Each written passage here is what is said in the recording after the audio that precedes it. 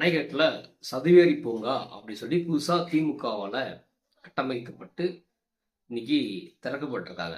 அதுவும் ஏன்னா எலெக்ஷனுக்கு வருது, அவசர அவசரமா திறந்திருக்காங்க. இது திறந்த பிறகு என்னாச்சுன்னா ஒட்டுமொத்த மக்களையும் அனுமதிக்காமல் திமுகவில் உள்ள அதிகாரிகள், மேல்மட்ட அரசியல்வாதிகள், அவங்க பிள்ளைகள் மட்டுமே விளையாடுவதற்காக அதுக்குள்ள அனுமதிச்சிருக்காங்க.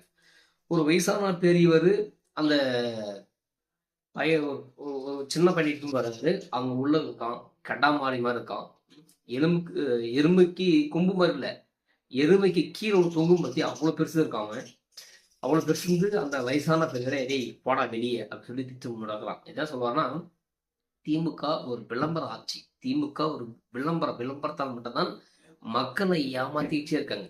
எப்போதுமே திமுக 5 வருஷம் ஆளும், அதுக்கப்புறம் 10 வருஷம் குப்பைக்கு போயிடும், அது ஆட்சியே ஆளாது. நீங்க வரலாறு எடுத்து பாருங்க.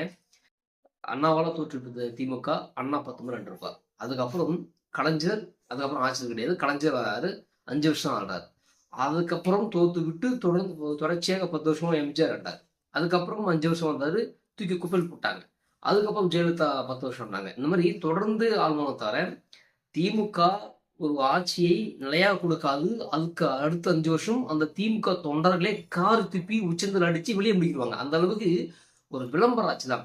சினிமா அவங்க நம்புறது முழுக்க முழுக்க மக்கள் நம்புறதில்ல. சினிமா துறை, ஊடகத்துறை, பத்திரிகை துறை, அப்புறம் நடிகர்கள், இவங்களை வச்சு ஆட்சியை பிடிச்சிட்டு அடுத்த அந்த இவங்க பண்ற பவுஸ், இவங்க பண்ற விளம்பரத்தை பார்த்துட்டு மக்கள் ஓட்டு போடுவாங்க. ஓ, திருந்திட்டாங்க, மாறிட்டாங்க அப்படின்னு வாய்ப்பு கொடுத்தாங்கன்னா அந்த மக்களை செருப்பெடுத்து அடிச்சுக்கிற அளவுக்கு வெந்து நொந்துருவாங்க.